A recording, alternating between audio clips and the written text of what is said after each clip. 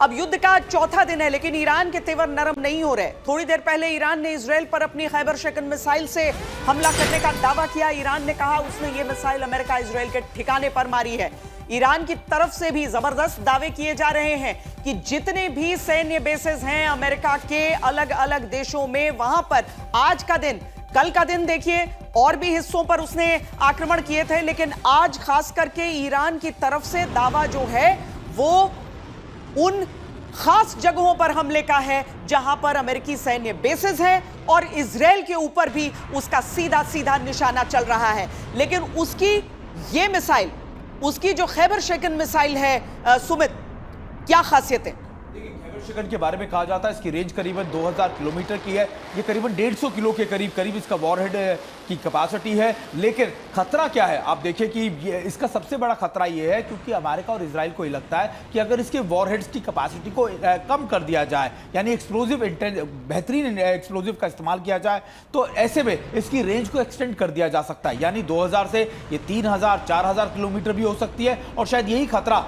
Israel और America को भी सता रहा था। लेकिन ये अभी देखिए, अभी तक ईरान ने इसके इस्तेमाल की बात नहीं कही है, लेकिन अगर इसका इस्तेमाल कर लिया जाता है, अगर इसके एक्सटेंडेड रेंज के साथ इसका इस्तेमाल किया जाता है, तो निश्चित तौर पर इससे नुकसान बेहद ज्यादा दोनों तरफ होने वाला है। दुनिया से एटमी ग्रहण तभी हटेगा जब महायुद्ध अब रुकेगा। और सवाल यह है कि युद्ध कैसे रुकेगा? रूस यूक्रेन युद्ध 1467 दिन से जारी है। ईरान युद्ध को अब की बार होते 4 दिन बीत चुके हैं। सब जानना चाहते हैं युद्ध कितने दिन चलेगा। क्या रूस यूक्रेन की तरह लंबा खींचेगा या फिर कुछ हफ्तों या महीनों? सवाल इसीलिए क्योंकि यूक्रेन को तो अमेरिका से लेकर यूरोप तक की मदद मिल रही थी, तब वो रूस के सामने टिक पाया। लेकिन ईरान को सीधी मदद कहीं से नहीं मिल रही, न मिलने की उम्मीद है। ऐसे में ईरान क्या लंबा युद्ध लड़ पाएगा?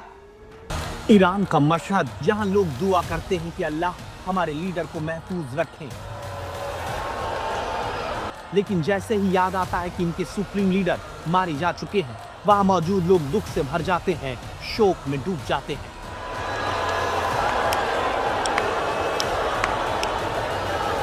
इसी शोक की लहर से खबरदार करता सवाल आता है, क्या ईरान और अमेरिका इजराइल युद्ध अब लंबा चलने वाला है?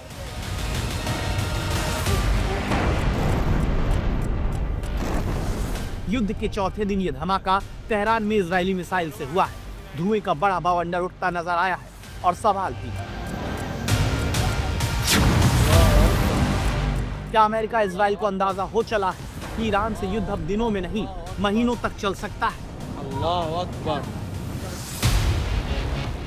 इस सवाल की वजह अमेरिकी राष्ट्रपति ट्रंप और इजरायली पीएम नेतन्याहू के ताजा बयान है, जहां मिलकर ईरान के खिलाफ 4 दिन पहले युद्ध शुरू करने वाले अब कहते हैं लंबी लड़ाई चली तो लंबा लड़ेंगे।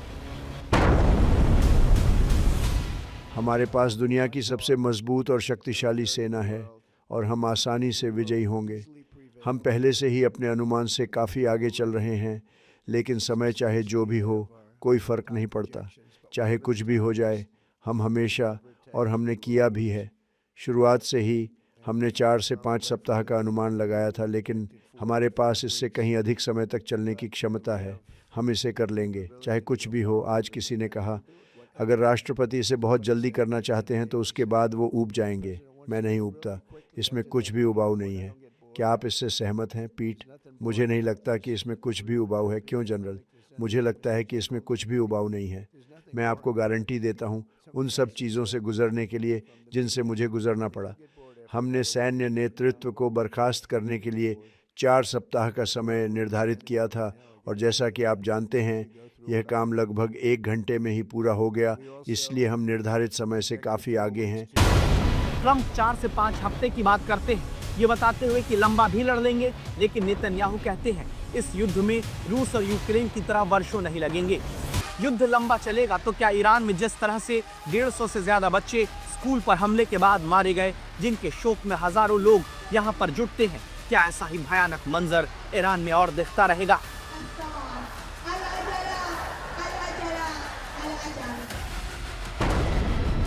या फिर जिस इजरायली डिफेंस फोर्स ने बेरूत में ईरान के साथ ही हिजबुल्लाह के इंटेलिजेंस हेडक्वार्टर के कमांड सेंटर, हथियार रखने की जगहों और सैटेलाइट कम्युनिकेशन के हिस्से पर कई हमले किए, क्या इसी तरह ईरान की मिसाइल पावर को खत्म करके युद्ध को जल्दी अमेरिका इजराइल पूरा कर सकते हैं? जबकि ध्यान देने की बात है कि ईरान की सुप्रीम नेशनल सिक्योरिटी काउंसिल के सेक्रेटरी अली लारिजानी ने कह दिया है कि अमेरिका का पता नहीं, लेकिन ईरान ने खुद को एक लंबे युद्ध के लिए तैयार कर रखा है।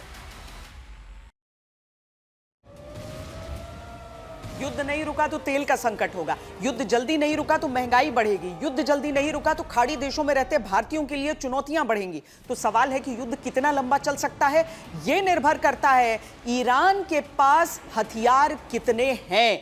क्यों? ये तो सब जानते हैं कि ईरान से ज्यादा सैन्य ताकत हर मामले में अमेरिका की है, जो इजराइल के साथ मिलकर युद्ध में उतरा है।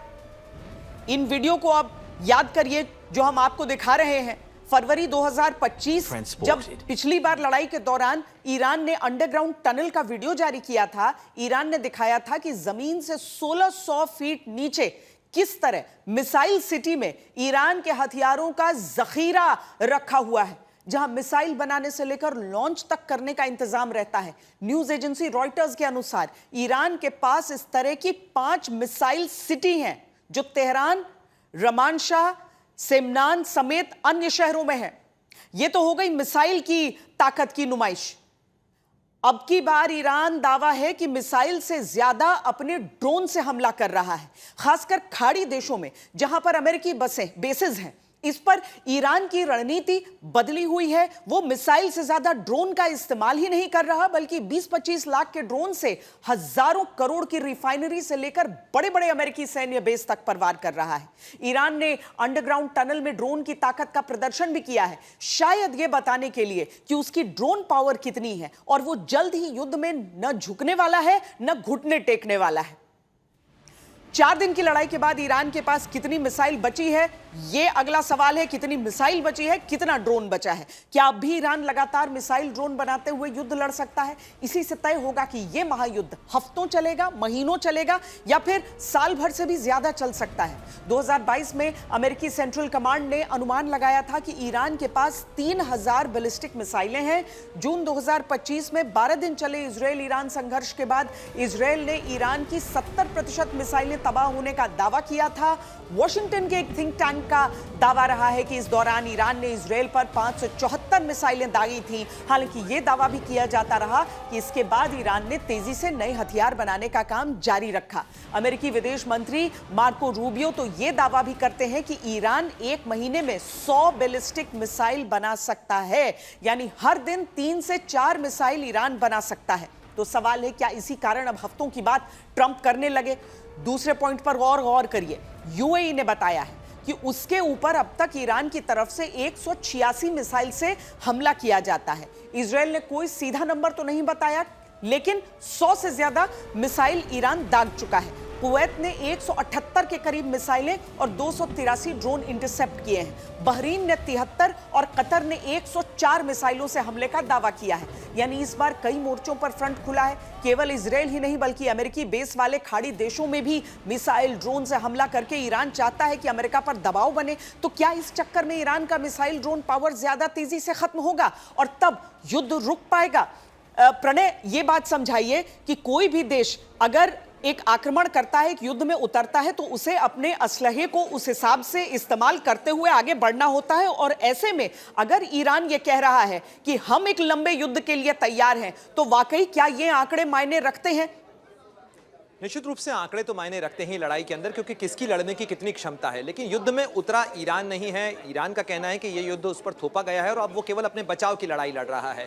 चूंकि आक्रमण या कह लीजिए हमला जो है वो शुरुआत इजराइल और अमेरिका की तरफ से की गई है और ईरान अपने बचाव के अंदर हर उस क्षमता, उस साधन का इस्तेमाल कर रहा है जो उसके पास है। लेकिन आपके इस सवाल का जवाब जो है वो काफी हद तक ईरान की टोपोग्राफी में, उसके भूगोल के अंदर है।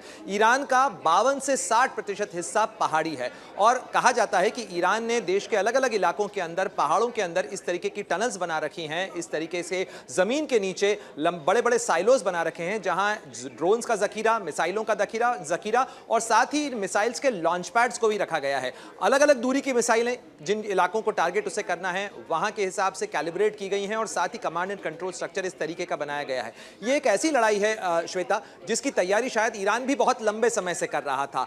भले ही यह हमला अयातुल्लाह अली खमनेई की मौत एक झटके के तौर पर ईरान को लगी हो, लेकिन लंबी लड़ाई का अगर आप इतिहास देखें तो 8 साल ईरान ने लड़ाई इराक के खिलाफ लड़ी थी। हालांकि वो जो घटना है वो खत्म हुई थी एक विमान दुर्घटना के साथ, जिसमें करीब 290 लोग मारे गए थे, और वो अमेरिकी मिसाइलों के शूट करने से जब विमान गिरा था उस समय वो लड़ाई खत्म हुई थी, क्योंकि यूएन का रेजोल्यूशन उसके बाद आया था। लेकिन ईरान फिलहाल अपनी हथियार कैपेसिटी के साथ में इस लड़ाई के मैदान में तो खड़ा हुआ। अब कितनी देर तक टिक पाता है ये काफी हद तक डिपेंड करता है कि उसके पास कितनी मिसाइलें बची हैं जिन्हें वो शूट कर पा रहा है, क्योंकि केवल स्टोरेज ही नहीं, इजराइल की जो बमबारी है वो भी एक बड़ा फैक्टर है इसके अंदर, क्योंकि इजराइल लगातार बमबारी कर रहा है और ये जो मिसाइलों के जखीरे हैं वो इसके निशाने पर हैं। सुमित, एक बहुत इंटरेस्टिंग मेल कल इजराइल की तरफ से भेजा गया था सभी को, जिसमें यह लिखा गया था कि हमारी एम्यूनेशन की खेप यहां पर पहुंच रही है, और वो एक लॉजिस्टिकल उनका विमान सामने खड़ा है और उसको रिसीव किया जा रहा है वहां पर। अब ईरान को अगर हम देखते हैं तो कहीं से उसको ऐसी खेप आ नहीं रही है यूक्रेन की तरह।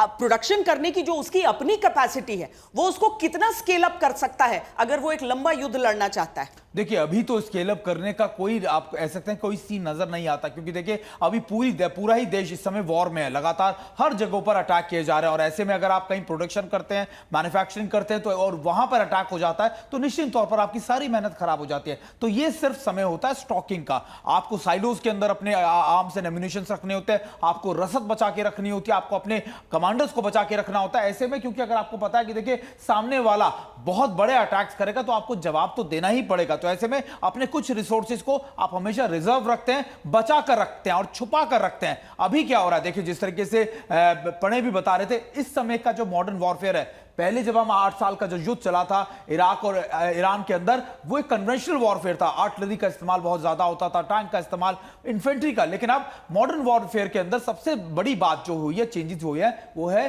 ड्रोन वॉरफेयर के अंदर। बहुत कॉस्ट इफेक्टिव है, एक ड्रोन जाता है किसी भी एक लोकेशन को टारगेट करता है और ऐसी लोकेशंस पे ज्यादा विध्वंसक नजारे भी दिखते हैं। तो ऐसे में, और मिसाइल भी आप दागते हैं, तो ऐसे में ईरान के लिए सबसे सटीक इस समय का है कि मल्टीपल लोकेशन से लगातार इस तरीके के ड्रोन्स को भेजा जा सके, लगातार अमेरिका की आप कह सकते हैं उनके कॉन्सुलेट हो, उनके बेसिस हो, उन पर अटैक किया जा सके, या फिर आपको जब बड़े अटैक्स करने हो, जब आपको इजराइल के बड़े इलाकों में, तेल अवीव हो, बेरशेवा हो, या फिर बड़े इकोनॉमिक जोन्स पर अटैक करने हो, तब आप मिसाइल्स का इस्तेमाल कीजिए। तो ये स्ट्रैटेजीज में बदलाव जरूर हुआ है और ये लंबा चल सकता है। हमने रूस और यूक्रेन में सबसे ज्यादा चीजें क्या देखी है, देखिए आमने सामने की लड़ाई भले ही कम हुई है, लेकिन ड्रोन वॉरफेयर ने मॉस्को तक यूक्रेन को यह हिम्मत दे दी कि उसने यूक्रेन ने मॉस्को तक अटैक कर दिया, और वो भी तब जहां पर रूस के पास सबसे अत्याधुनिक, यानी वो सबसे बड़ा शहर जहां जो बिल्कुल सीमा से अलग हटकर है, वहां तक वो लड़ाई पहुंच गई थी।